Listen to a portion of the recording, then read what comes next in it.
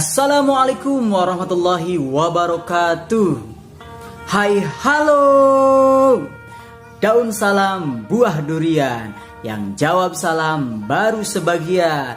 Assalamualaikum warahmatullahi wabarakatuh. Alhamdulillah. Baiklah anak-anak yang soleh dan soleha, seperti biasa ketemu lagi bersama Bapak. Dan kali ini kita akan belajar sejarah kebudayaan Islam.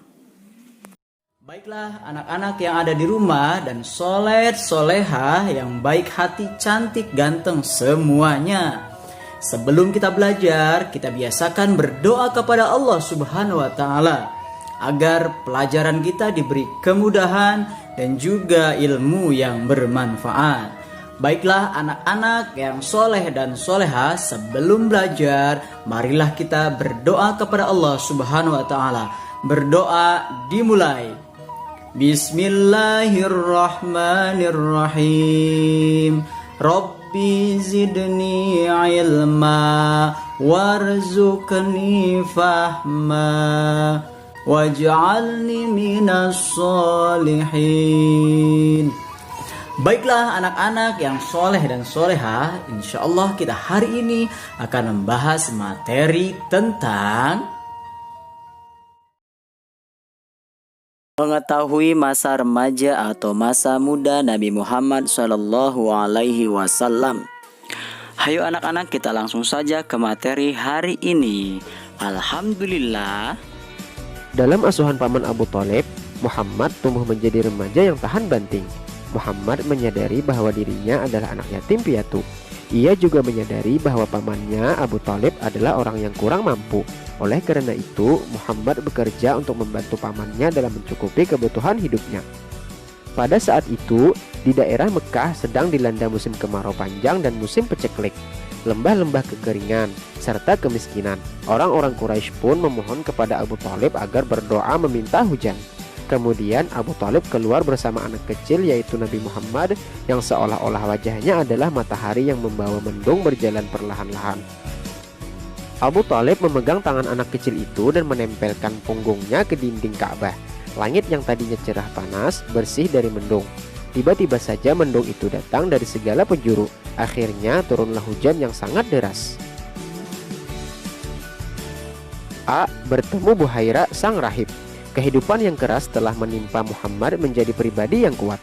Tidak lama setelah dilahirkan, Muhammad harus berpisah dengan keluarganya. Ia diasuh oleh Halimah As-Sa'diyah dari Bani Sa'ad. Di sana Muhammad harus terbiasa dengan kehidupan pedesaan yang serba kekurangan. Ia juga sudah terbiasa mengembalakan kambing atau domba bersama dengan anak-anak Bani Sa'ad lainnya. Yang pertama, pada usia 8 tahun. Pada usia ini Nabi Muhammad diasuh oleh Abu Thalib. Seperti kebanyakan masyarakat lainnya, Abu Thalib mencari nafkah dengan berternak domba dan berdagang. Oleh karena itu, Nabi Muhammad membantu pekerjaan pamannya dengan rajin.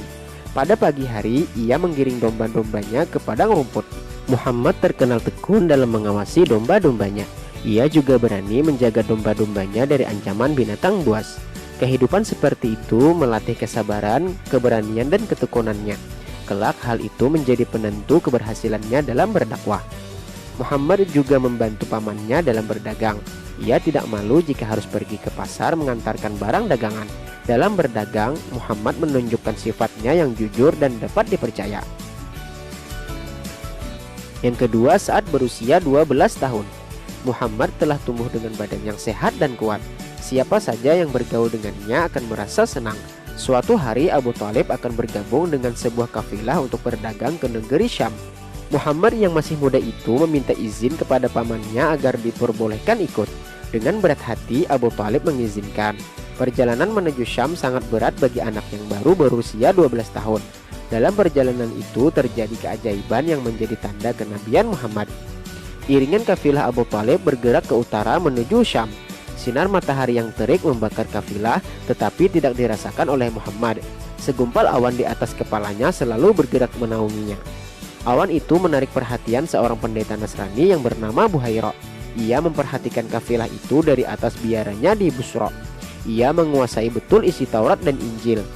Hatinya bergetar ketika melihat dalam rombongan itu ada seorang anak yang terang benderang sedang mengendarai unta. Anak itu terlindung dari sorotan matahari oleh segumpal awan. Ia berpikir inikah roh kebenaran yang dijanjikan itu. Buhairah berlari menyongsong kafilah itu dan mengundang mereka untuk makan. Dalam kesempatan itu, ia berbincang dengan Abu Thalib dan Muhammad sendiri. Dari perbincangan itu, ia merasa makin yakin bahwa anak itu adalah Nabi akhir zaman. Buhairah pun berpesan kepada Abu Thalib agar menjaga anak itu baik-baik. Apabila orang Yahudi mengetahui hal itu, mereka akan berusaha membunuhnya. Orang Yahudi memang pernah berusaha membunuh nabi-nabi yang diutus kepada mereka sebelumnya.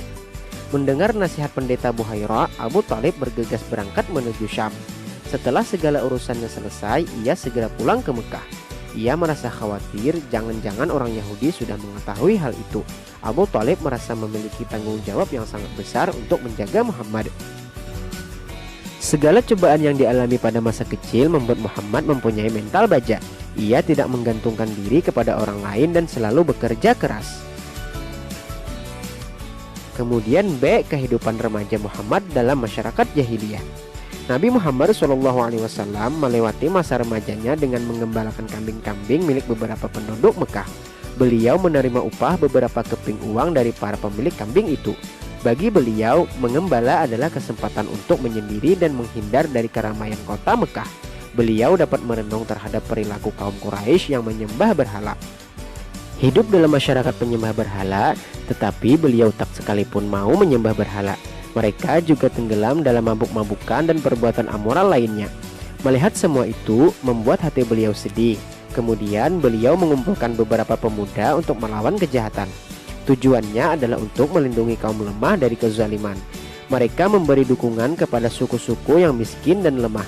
Satuan tersebut berhasil dalam mencapai berbagai sarannya. Langkah ini dengan cepat membawa perubahan total pada tatanan peradilan di Mekah. Penghargaan masyarakat pun tertuju kepada Muhammad. Sebagai manusia biasa, sempat juga terlintas di hati remaja Muhammad ingin melakukan apa yang dikerjakan para pemuda saat itu. Mereka berkumpul pada malam hari sambil mengobrol, bercanda dan mendengarkan lagu sambil mendendangkannya. Muhammad pernah menyampaikan keinginannya itu kepada temannya. Malam itu beliau ingin datang ke tempat perkumpulan pemuda. Beliau menitipkan kambing-kambingnya kepada temannya itu. Pada malam itu juga Muhammad pergi ke salah satu tempat hiburan di kota Mekah. Dari kejauhan telah terdengar nyanyian dan tabuhan musik.